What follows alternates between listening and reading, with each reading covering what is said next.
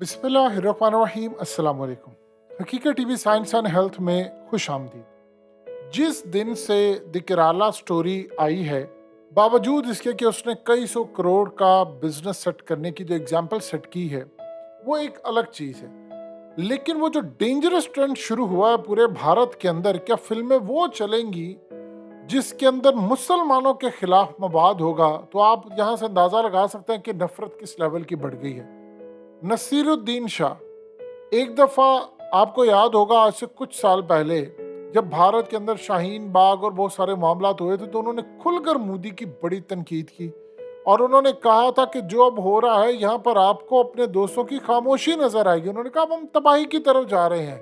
और इसके बाद दी एंड है, फिर उसके बाद ये मुल्क नहीं बचेगा, हमारा मुल्क टुकड़े टुकड़े हो जाएगा।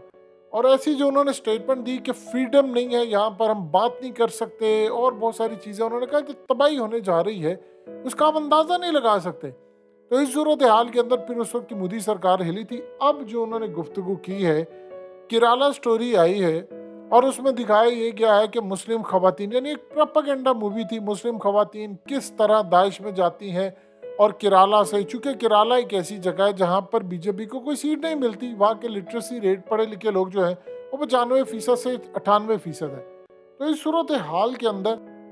केराला स्टोरी के बाद हर जगह पर ये चीज़ चल रही है कि ये फिल्में हिट हो रही हैं। इससे पहले आप जानते हैं कश्मीर फाइल्स हुई, लेकिन अब जो बात उन्होंने कही है वो इतनी बड़ी बात कह दी है नसीरुद्दीन शाह ने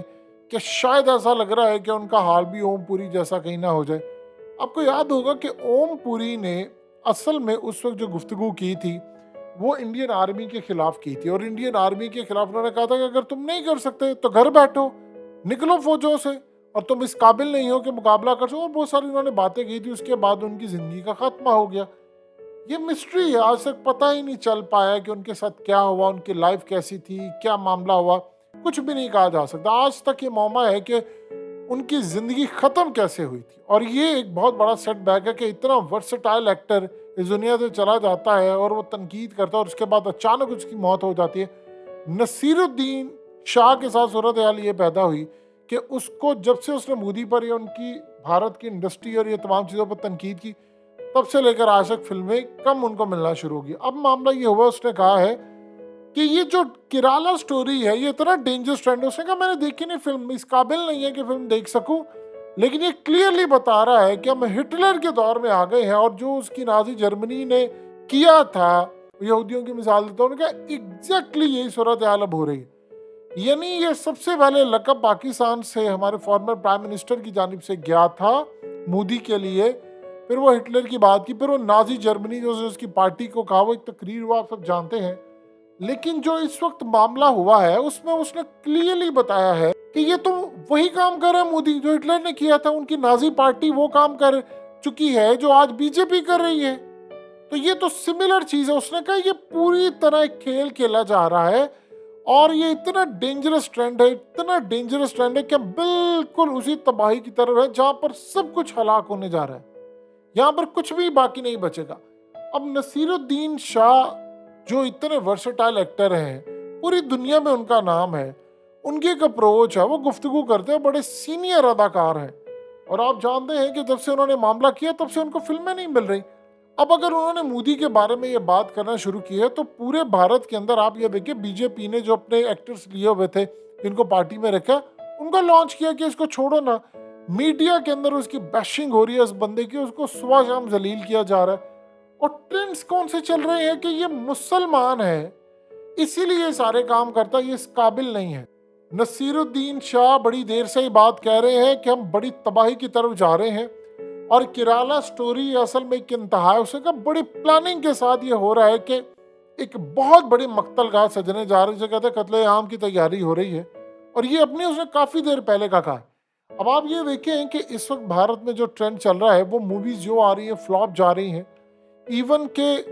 हालिया फिल्मों में आप देखें कि 90% फिल्में फ्लॉप जा रही हैं। तो उसमें एक ऐसी फिल्म जो 15-20 करोड़ जिसका बजट हो, वो एक प्रोपेगेंडा फिल्म हो जो मुसलमानों के खिलाफ हो, वो कई सौ करोड़ कमा जाए। और इसी तरह कश्मीर फाइल्स, फिर उसको सरकारी लेवल पर इतनी ज़्यादा पजीराई मिले, केरला में उसको बैन कर दिया जाए। तो इंडिया के अंदर अपनी स्टेट्स में ये तबाही होना शुरू हो गई है कि भाई ये चल क्या रहा है, ये तो आप भारत को बिल्कुल पॉइंट ऑफ नो रिटर्न की तरफ लेकर जा रहे हैं। देखिए हुआ क्या है, उसने बातें की है जो बिल्कुल ठीक बात थी। अब जब ये सूरत हाल पैदा हुई थी जर्मनी में, तो जर्मनी में उस वक्त क्या हुआ था, हिटलर ने जो काम किया, नसीरुद्दीन शाह के कहते हैं कि उसने जब ये काम किया तो वहां की जो मीडिया इंडस्ट्री थी, वो जो एक्टर थे वो सारे के सारे हॉलीवुड चले गए, यानी यूएस चले गए, और सारी क्रीम सारा टैलेंट उठकर हॉलीवुड चला गया, और हॉलीवुड ने 100 साल से वो राज कर रहा है। उन्होंने कहा जब आप इस तरह की चीजें बनाएंगे तो आप लोगों को उनके टैलेंट के मुताबिक काम नहीं करने देंगे, वो फिर छोड़ के चले जाएंगे मुल्क। भारत में जो सूरत हाल ये है कि कोई इन्वेस्टर पैसा लगाने को तैयार ही, पहले होता यूँ था कि काला धन जो होता था वो बॉलीवुड में उसका पैसा लगता था, बॉलीवुड की फिल्में बनती थी, जब बॉलीवुड में इतना पैसा लगता था, फिल्में बनती थी, चीजें सारी होती थी, तो मीडिया के अंदर जो चीजें और ये सब कुछ था उनका पैसा वाइट होता था। जब फिल्म हिट भी होती, इवन की फ्लॉप भी हो जाए तो फिर भी उनका पैसा होता था, ठीक है जी हमने फिल्म से कमाया। लेकिन अब सूरत हाल ये है कि आप अगर 200 करोड़ लगाए और फिल्म भी अगर 15, 20, 25, 50 करोड़ भी ना कमा पाए तो फिल्म कैसे आगे चलेगी, क्योंकि आपने हर एक को पाबंद कर दिया, तुमने ये नहीं कहना, तुमने वो नहीं बोलना, फलाना नहीं कहना, और आपने इस तरह दबा के उनके घर वालों को आप उठाकर ले जाते हैं। बॉलीवुड के अंदर आप किसी को काम नहीं करने दे रहे, उनको कह रहे हैं कि पाकिस्तानी एक्टर्स और सिंगर्स को आपने नहीं लेना, तो टैलेंट उनका वहां पर खत्म हो रहा है। और वो कर क्या रहे हैं, वो निकल रहे हैं और वो कोशिश कर रहे हैं कि हम हॉलीवुड की तरफ जाए, लेकिन प्रॉब्लम ये है कि उनकी इनकी लैंग्वेज का फर्क है। उधर वो जो चले गए थे, वो देखिए जर्मनी से जब आप निकले तो आप उसके बाद हॉलीवुड चले गए, तो फिर वहाँ का स्टैंडर्ड तो एक था, लेकिन यहाँ सूरत हाल ये लैंग्वेज का भी मसला, बजट का बहुत बड़ा मसला, उधर वो मामला नहीं था। अब आप सोचिए जरा, नसीरुद्दीन शाह के साथ कहीं ओमपुरी वाला हाल ना हो जाए। ये अब तक की जो सूरत हाल सामने आई है बॉलीवुड के अंदर, आप ये देखिए वो शाहरुख के साथ क्या हुआ, उसका बेटा आर्यन खान जो उसके साथ हालात हुए हैं, यानी आप देख ले हालिया जो मैसेजेस सामने, वो बेचारा भीख मांग रहा था, वो एक समीर वाकड़े के सामने भीख मांग रहा है, एक करप्ट जो उनका सीबीआई का, आप अंदाजा कर लें, और ये जो सारे मामला करप्ट ऑफिसर के सामने वो बेचारा भीख मांग रहा है कि यार मेरे बेटे को छोड़ दो, उसने कुछ नहीं किया, फलाना किया, और 25 करोड़ की वो दिहाड़ी लगाने के चक्कर में आप जब बॉलीवुड की, यानी अब शाहरुख को भी हालिया पठान फिल्म आई है, उस पठान फिल्म के अंदर भी उसको नारे लगाने पड़े,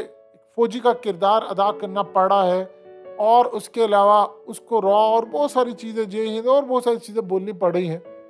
अगर आप ऐसी सूरत हाल करेंगे तो आपकी मूवी चलेगी। उसकी फिल्म की कहानी बिल्कुल ही फ्लॉप थी, लेकिन रिएक्शन आया था आवाम की जानिब से कि यार इनफ इज इनफ होता है। तो इंडिया की सोसाइटी इतनी बड़ी है, 150 करोड़ की सोसाइटी है कि इवन कि अगर वो किसी फिल्म को हिट करवाना चाहे तो चंद लाख या करोड़ लोग देख ले तो फिल्म वैसे ही हिट हो जाती है। यहाँ पर सूरत हाल है कि अगर उसका बाइकआउट कर दे तो फिर भी पिछले हालिया बाइकआउट बॉलीवुड का होता रहा, उनको बड़ा शदीद यहाँ से नुकसान हुआ। अब नसीरुद्दीन शाह के साथ जो मामला है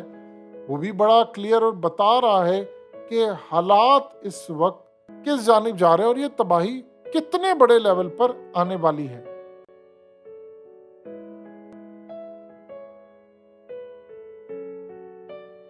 हकीकत टीवी को सब्सक्राइब करना मत भूलें, वीडियो को लाइक करें, शेयर करें और कमेंट सेक्शन में अपनी राय का इजहार जरूर करें।